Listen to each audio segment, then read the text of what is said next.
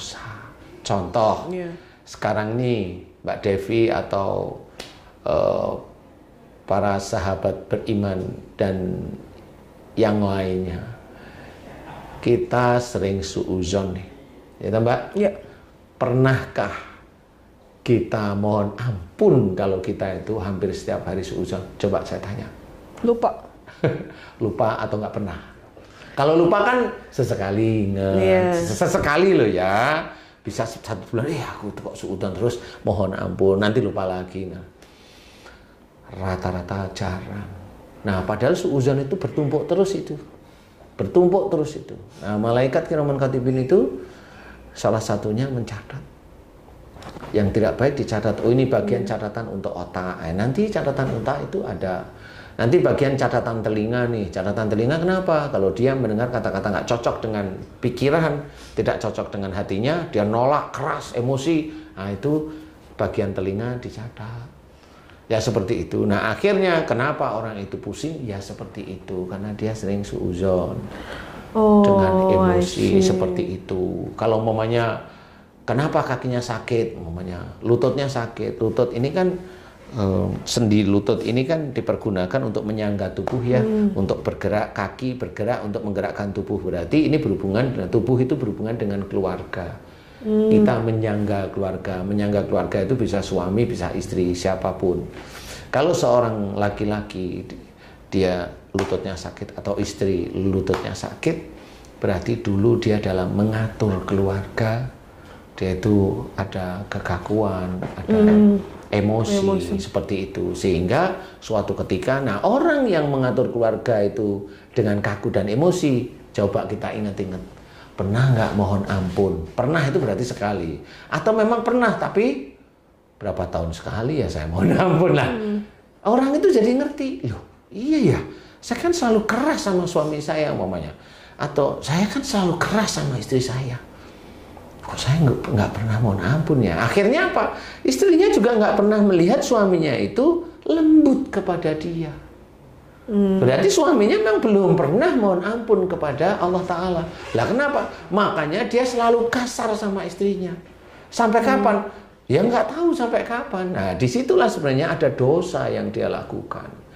Jadi dia tidak mengajarkan istrinya adalah agama yang baik, ibadah-ibadah yang baik, yang dekat pada Allah Ta'ala, tapi dia malah memaksa istrinya, menekan istrinya, ngepus dan sebagainya, sehingga dia nanti akan bertanggung jawab di akhirat. Nah itu tetap dosa. Nah disitulah nanti kalau sudah mulai banyak dosa, masuklah ke ayat yang berikutnya yang mengerikan menurut saya. Apa itu? Wala tulqu bi aidikum ila tahluka. Dan janganlah kamu menjerumuskan dirimu dengan perbuatanmu ke dalam kebinasaan. Nah ini bahaya nih ayat ini. Berarti Allah itu sebenarnya sudah memberikan warning kepada manusia, yang muslim maupun yang belum muslim, bahwa perbuatan manusia itu bisa menjadikan dia itu mati. Makanya perbuatan-perbuatan ini dari ayat tadi, wala tulqu bi aidikum ila tahlukat, buntutnya ayatnya ini ada wa ahsinu, dan berbuat baiklah. Loh, kan jelas. Berarti perbuatan baik ini berhubungan dengan cara kematian seseorang. Jadi kalau orang berbuat baik, makanya didoakan sering husnul khotimah. Tapi kalau dia itu dari perbuatannya, kemudian dia sakit, kemudian mati, Allahu a'lam, saya nggak ngerti. Dari ayat ini sudah terbaca bahwa dia menjerumuskan dirinya mati, binasa, tapi melalui perbuatannya. Perbuatan itu yang gimana? Nah, masuk wa ma asabakum min musibatin wa fa bima kasabat saydikum. Apa saja musibah yang kau terima itu disebabkan dari buah tanganmu sendiri. Berarti kalau dia tidak bisa menyelesaikan masalahnya, sakit terus-menerus, dia nggak pernah mohon ampun, dia hanya berobat ke saudara kita yang memang ahli di dalam ilmu-ilmu kedokteran, boleh silahkan. Tetapi dia tidak pernah mohon ampun. Sembuhnya ya sembuh, nanti pasti kumat lagi. Sembuh lagi kumat, semakin lama semakin dia terpuruk di penyakitnya itu. Nah kenapa? Karena dia belum pernah mohon ampun kepada Allah Ta'ala. Nah, disitulah sebenarnya walatul gubi aidikum ila tahlukat. Ayat ini sebenarnya ayat yang menurut kita itu menakutkan. Karena kalau bisa kita jangan sampai meninggal itu dalam kondisi yang sakit, parah, seperti itu.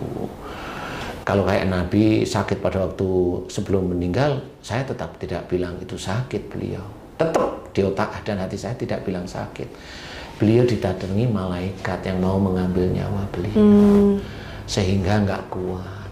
Sama seperti Rasulullah itu mendapatkan firman Allah melalui Jibril. Beliau nggak kuat. Cuma tidak sakit. Bentukannya seperti ketakutan. Ya mirip-mirip seperti itu. Apakah beliau ketakutan seperti kita ketakutan? Kan enggak. Seperti itu. Nah, dari situlah sebenarnya akhlak dan perbuatan manusia itu memang sudah ditulis oleh Allah Ta'ala. Makanya itu berhubungan dengan Rasulullah Muhammad SAW pada saat dilahirkan di muka bumi, yaitu untuk menyempurnakan akhlak manusia. Makanya acara Siraman Kolbu yang dipandu oleh Mbak Devi itu sebenarnya mengajak ya saya sendiri yang masih belajar ini dan juga saudara-saudara saya itu untuk menjadi orang yang baik. Saya jelas wala tulqu bi aidikum ila tahlukat wa asinu innallaha yuhibbul muhsinin. Dan janganlah kamu menjerumuskan dirimu dengan perbuatanmu, jelas sekali di dalam kebinasaan. Wa asinu, dan berbuat baiklah. Berarti kita memang disuruh berbuat baik. Sebagai orang Islam berbuat baik itu ya sholat, ya baca Quran, ya puasa, dan banyak perbuatan baik yang sebenarnya ditulis dalam Quran, diajarkan oleh Rasulullah dalam sunnah, dan seperti itu. Perbuatan baik itu di situ. Nah, kemudian apalagi termasuk kalau kita paling gampang, kalau baca itu susah, ya paling gampang terjemahkan, jaga mulut, jaga otak, jaga hati.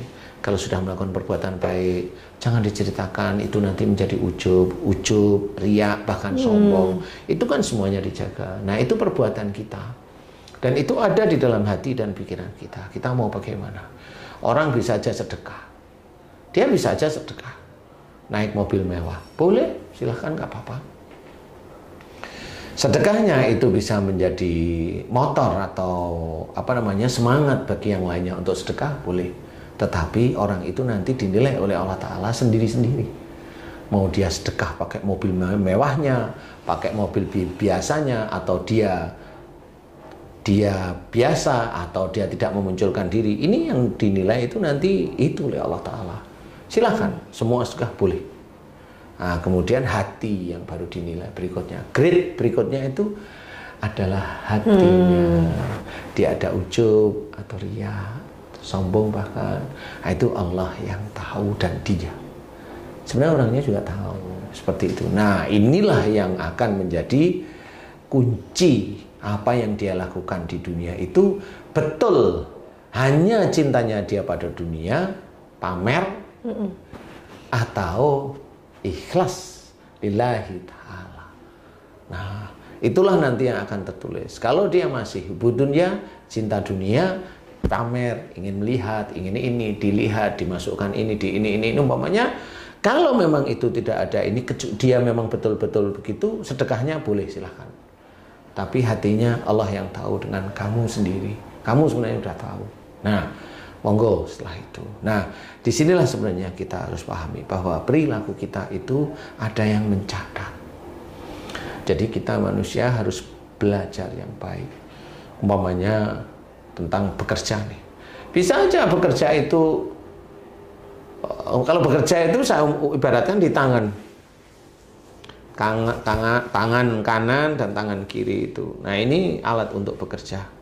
Ini pekerja yang agak global, kalau di sini pekerjaan yang agak detail.